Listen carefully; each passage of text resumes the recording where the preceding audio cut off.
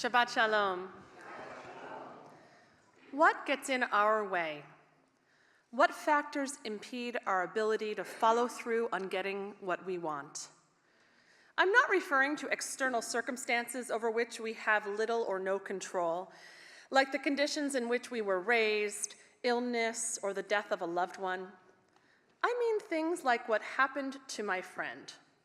When I was in college, I had a friend who loved to sing and play guitar. She wanted to pursue it as a career, but was enrolled in business school.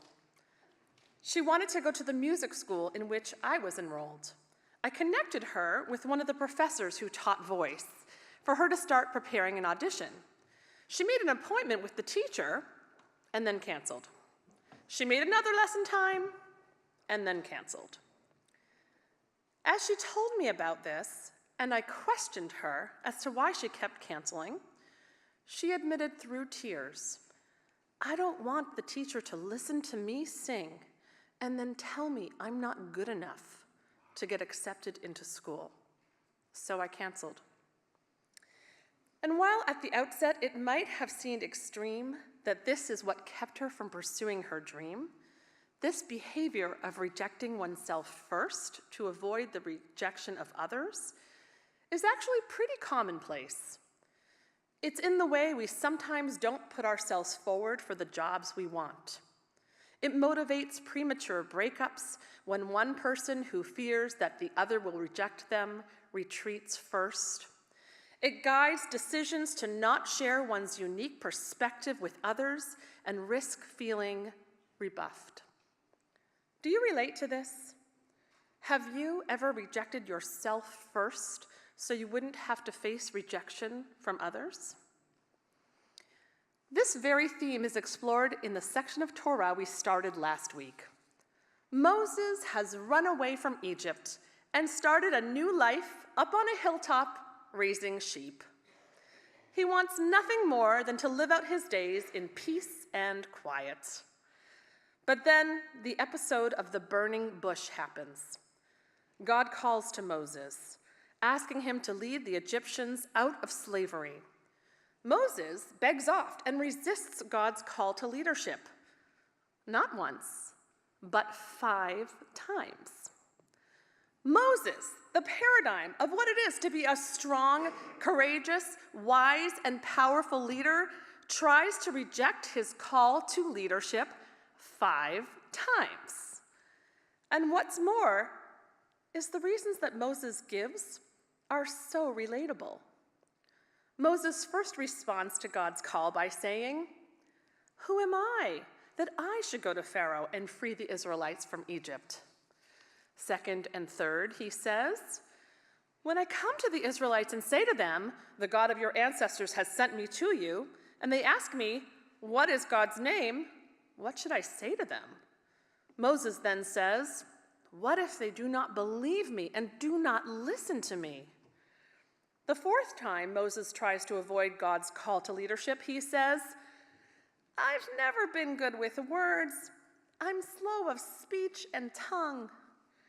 And finally, Moses simply begs, "Please, oh my Lord, make someone else your agent."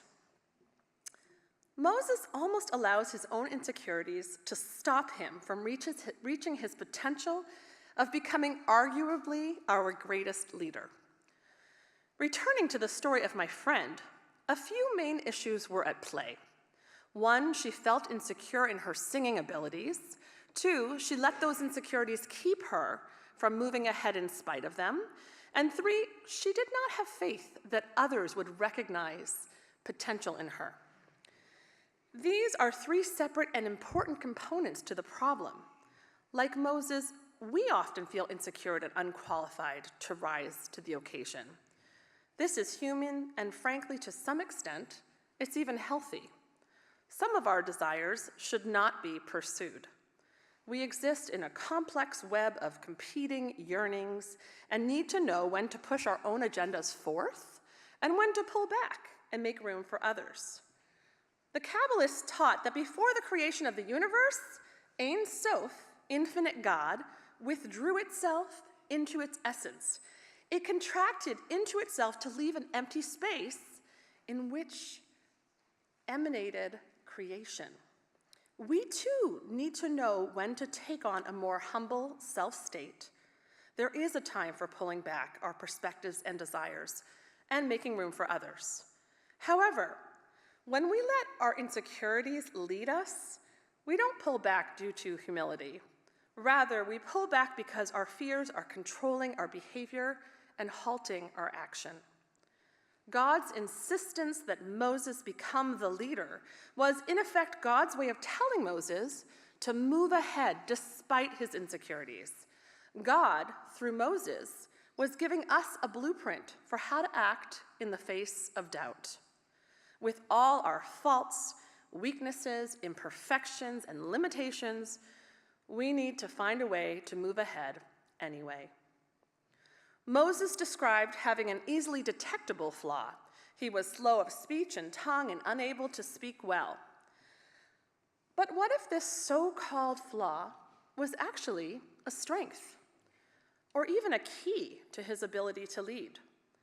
Maybe because Moses was not a great speaker, he was the perfect person to allow God's voice to speak through him. His own ego was not connected with his voice, and so he was an ideal representative to carry God's words. Let's look closely at what we consider to be flaws in ourselves. Is it possible that the things we don't like about ourselves can actually be strengths? There is a wonderful folk tale about a king who owned a stunning collection of jewels. His favorite jewel, a perfect diamond.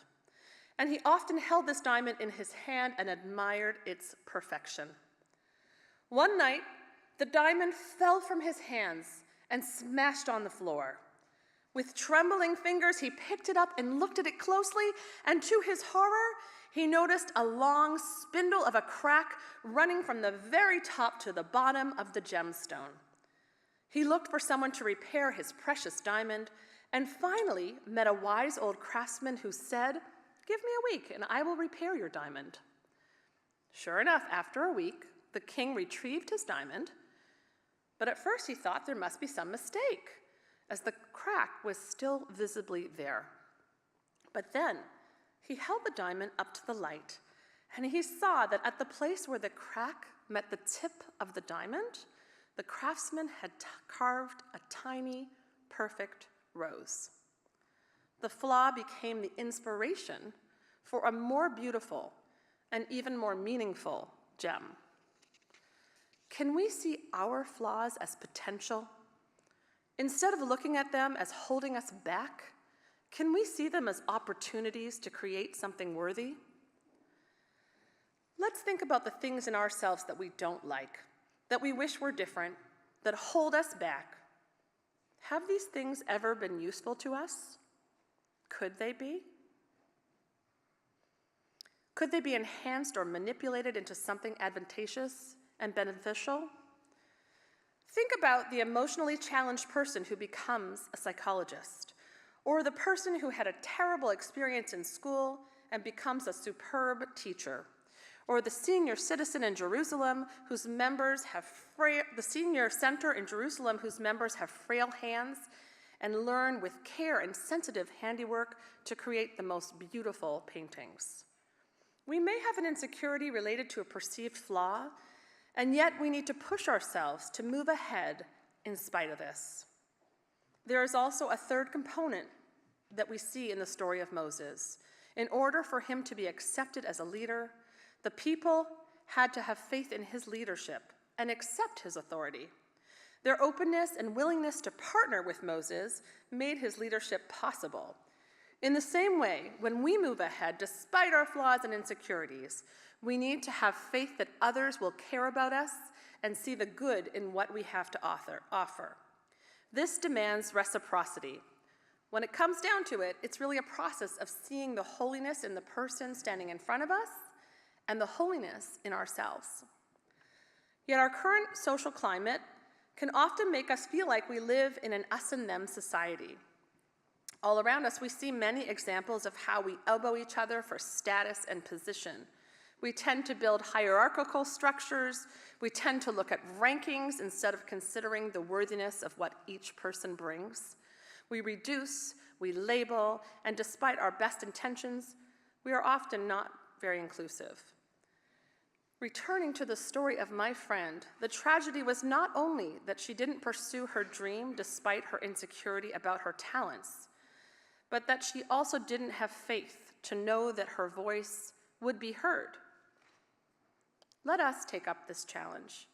When we feel held back due to insecurity, let us find the courage to push through, to not reject ourselves in an attempt to avoid rejection. Let us draw upon the faith that others are waiting for our gifts, however flawed they may be, that we are potential unfolding. Shabbat Shalom.